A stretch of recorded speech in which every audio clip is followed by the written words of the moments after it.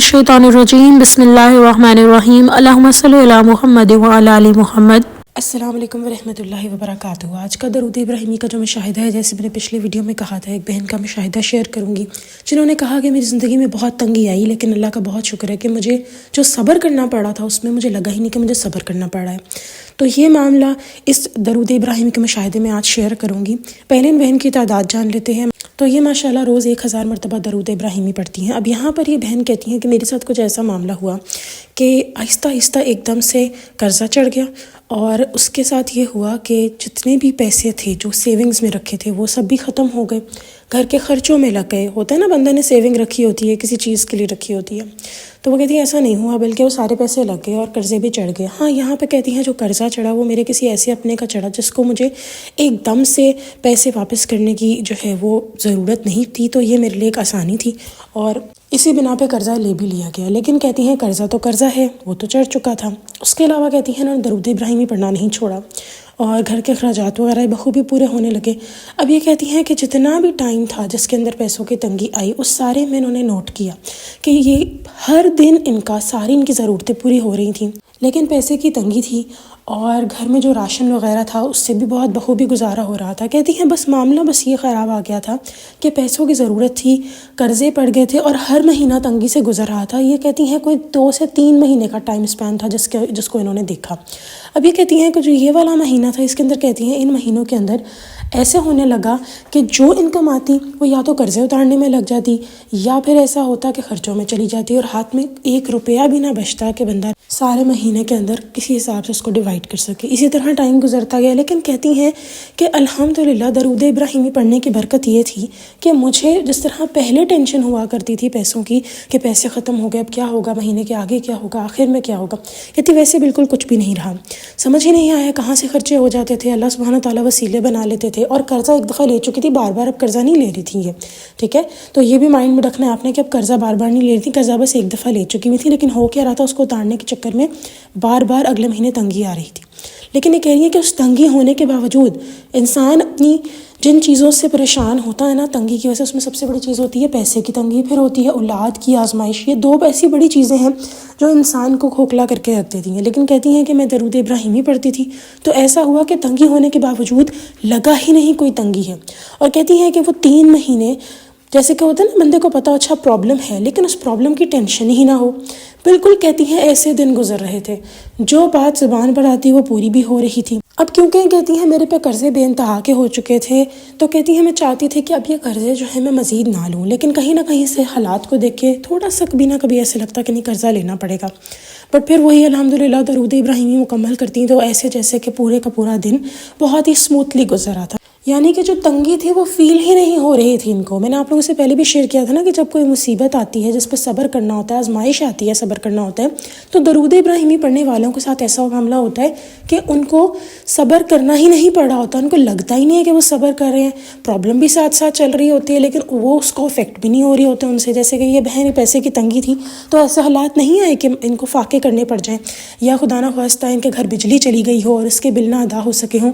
यानी ज़िंदगी स्मूथ गुजर रही थी, बस एक एलिमेंट कहीं ना कहीं स्टक था कि हाँ जी कर्ज़ा लिया हुआ है और पैसे की तंगी।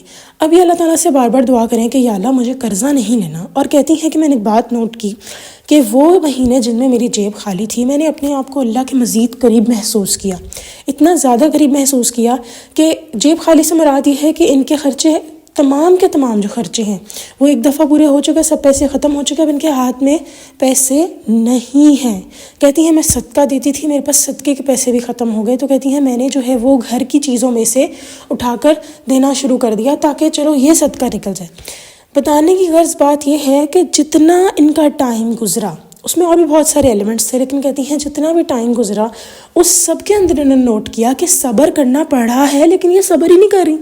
यानी कोई भी इंसान देख लें आप जिसके ऊपर कर्ज़ा चढ़ा हो, जिसके घर के पास इतने पैसे ना हो कि वो चंद रुपए सदका भी दे सके और उसके हाथ में जेब खर्च के पैसे ना हो, डेली बेसिस पे खर्च करने के लिए इवन 150 भी ना हो, वॉलेट खाली हो, तो उस इंसान का सोचे ना क्या हाल होगा। आजकल के दौर में आप सोचे खाली वॉलेट किसी का होता है, लोग मुश्किल वक्त के लिए थोड़े से पैसे साइड पे कर देते, 1000 ही सही, वो भी कहती है नहीं हो रहा था। तो यहाँ पे वो कहती हैं कर्ज़े पे कर्ज़े चढ़ रहे थे और ये सारी सिचुएशन में वो कहती हैं कि کوئی بھی انسان ہو، وہ کہتی ہے میں خود بھی پہلے جب ایسے ہوتی تھی تو میں ٹینسڈ ہو جاتی تھی، لیکن کہتی ہیں ایسے تھا جیسے کہ کوئی ٹینشن ہی نہیں ہے. اور یہ کہتی ہیں کہ الحمدللہ اللہ تعالیٰ نے اتنی مدد کی کہ درود ابراہیمی کہتی بس یہ بکثرت پڑھتی رہیں اور اللہ تعالیٰ سے دعا کرتی رہیں کہ یا اللہ آسانیاں کریں. ساتھ ساتھ شکر بھی ادا کرتے ہیں کہ یا اللہ پرابلم ہے لیکن الحمدللہ وہ ٹینشن نہیں سر پہ سوار ہو رہی کہ وہ پیسے ختم ہو گئے ہو، یہ نہیں ہو رہا ہو، وہ نہیں ہو رہا. اس کے علاوہ یہ کہتی ہیں کہ الحمدللہ پھر اللہ تعالیٰ نے آسانیاں پیدا کی اور کہتی ہیں ان کا قرضے بھی اترے. نہ صرف یہ بلکہ اللہ سبحانہ تعالیٰ نے جتنے بھی ان کے اوپر یعنی پرابلمٹک قرضے چڑھے ہوئے تھے گھر کے اخراجات کے لیے، کہتی ہے وہ سب الحمدللہ اللہ تعالیٰ نے اتروا دیے.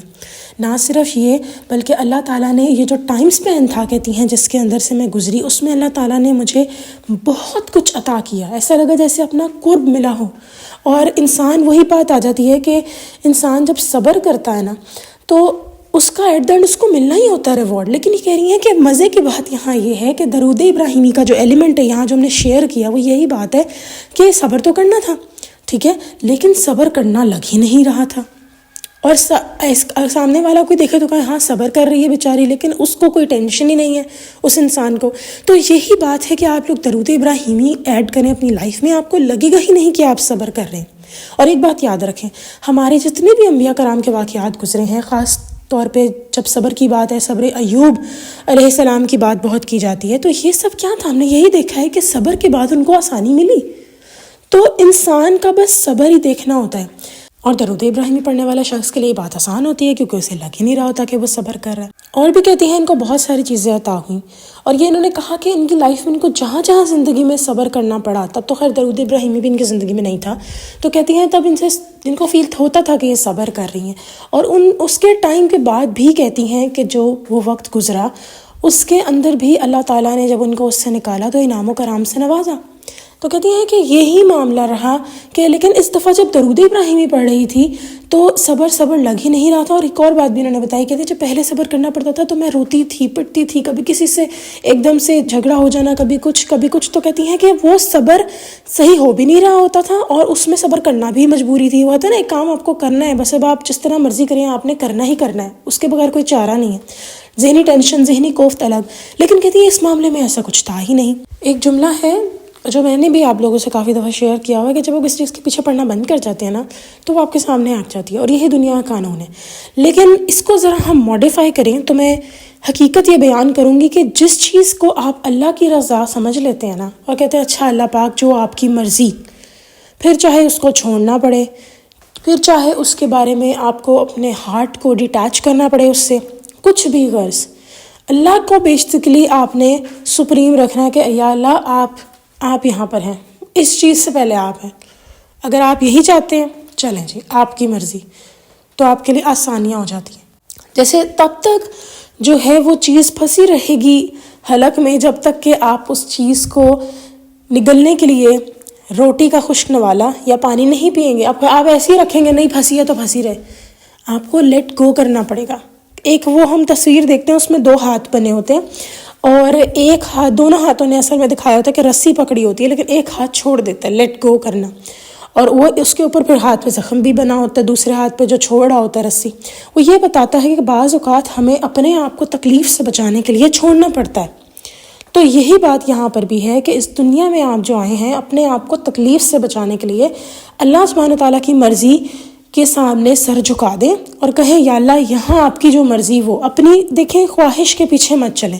قرآن پاک میں صاف ہے کہ جس شخص نے اپنی خواہشات کو معبود بنا لیا ہے تو شیطان اس کے پیچھے لگ گیا اور اس کو ہم نے آیتیں عطا کی تھی. میں تھوڑا سا مفہوم بیان کر رہی ہوں کہ اللہ تعالیٰ کہتے ہیں جس شخص کو ہم نے اپنی آیتیں عطا کی تھی کہ اسے عزت بخشے، اس کا مرتبہ بلند کرے، لیکن وہ اپنی خواہشوں کے پیچھے لگ گیا اور پھر شیطان اس کے پیچھے پڑ گیا.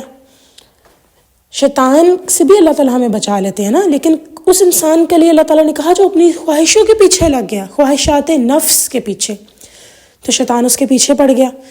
اور یہاں پہ اتنی سخت بات ہے کہ پھر اس کی حالت کتے جیسی ہو گئی کہ زبان نکالے. یعنی یہاں آپ دیکھیں اس آیت میں سن کے کتنا اس کو ڈر لگتا ہے.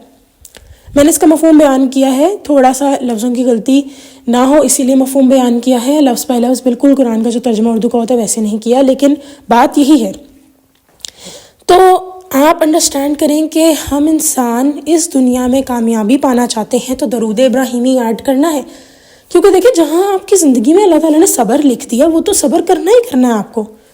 پھر چاہے کوئی پسندیدہ چیز لینے کے لیے صبر کرنا ہے، کچھ بھی آپ نے کہہ دیا اللہ پاک آپ کی مرضی، آپ خود نوٹ کریں گے کیا ہوگا. ایک اور چھوٹا سا مشاہدہ شیئر کر کے بات کو ختم کرتے ہیں. ایک صاحب کہتے ہیں کہ وہ دن میں 313 مرتبہ درود ابراہیمی پڑھتے ہیں. جب سے انہیں پتہ لگا ہے کہ 313 مرتبہ درود ابراہیمی پڑھنا انسان کے تمام غم و فکروں کے لیے کافی ہوتا ہے.